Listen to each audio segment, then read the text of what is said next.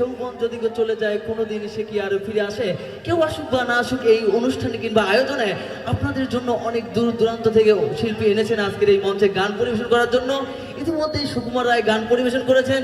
আরও দেখতে পাচ্ছি যে আমাদের বাউল লিমা পাগলি আপু, উনিও আসতে আপনাদের সারা রাত এত সুন্দর আয়োজন ধরা করতে অক্লান্ত পরিশ্রম করে